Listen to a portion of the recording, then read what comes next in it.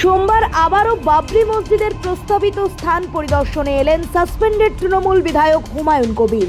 আবারও হাজার হাজার মানুষের ভিড় লক্ষ্য করা গেল সেই এলাকায়। এলাকারই কিছু যুবক বাবরি মসজিদের স্থাপত্যের যে ফলক, সেই ফলকে তুলে দিলেন কবিরের হাতে।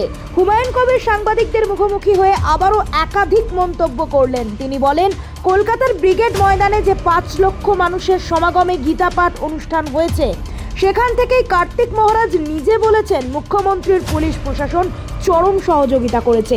একথা আমি বলিনি, কার্তিক মহারাজ নিজে বলেছেন। আমিও দেখব সেদিন লক্ষাধিক মৌলানার সমাগমে কোরআন পাঠের আয়োজন করব, প্রশাসন কতটা সহযোগিতা করে।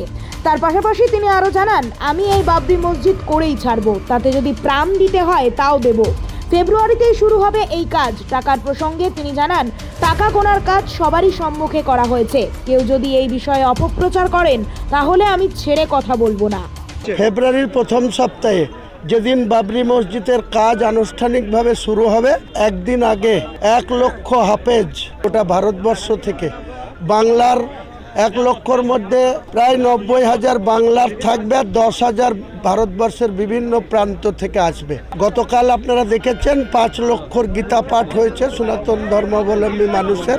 পশ্চিমবাংলার বাইরেও ভারতবর্ষের বিভিন্ন সাধু সন্ন্যাসীদের এই সরকার মদত দিয়ে, কার্তিক মহারাজ বলেছে পূর্ণভাবে এই সরকার 5 লক্ষ গীতা পাঠের সহযোগিতা করেছে। আমার কথা না, কার্তিক মহারাজ বলেছে যে বাংলার মুখ্যমন্ত্রী তার প্রশাসন সহযোগিতা করছে। তাকে ইনভাইট করেছিল, সে যায়নি, কিন্তু তার প্রশাসনকে গীতা পাঠে ব্রিগেডে সাহায্য করেছে। আমরা দেখতে চাই 1 লক্ষ যে কোরআনের এখানে তেলাওয়াত হবে, সেদিনকে এই সরকারের ভূমিকাটা দেখতে চাই। আমার স্বচ্ছতা নিয়ে কারো প্রশ্ন থাকলে, আমি যে টাকা এখানে দান করেছে, কাল আমার নিজের বাড়িতে অনলাইনে পুরো লাইভ টেলিকাস্ট করে সেই টাকার কাউন্টিং করেছি। যারা শেয়ার করেছে তারা সবাই দেখেছে।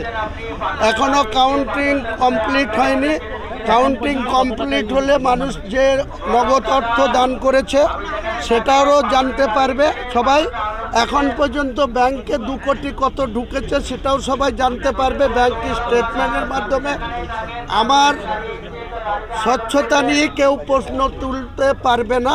আমি সেই সুযোগ কোনো বিরোধীকে দেব না, না শাসক দলকে দেব, না বিজেপিকে দেব, না সিপিএমকে দেব, না কংগ্রেসকে দেব। আর এই মসজিদ গঠন করার ক্ষেত্রে কোনো কম্প্রোমাইজ কারোর সাথে হবে না। তাতে বলেছি, সংঘর্ষ হলে সংঘর্ষ হবে। ইসলামের সম্মান রক্ষার্থে আমি নেমেছি। আমার জীবনের বিনিময়ে হলেও বাবরি মসজিদ প্রতিষ্ঠা করব। Bureau report, Bengal watch.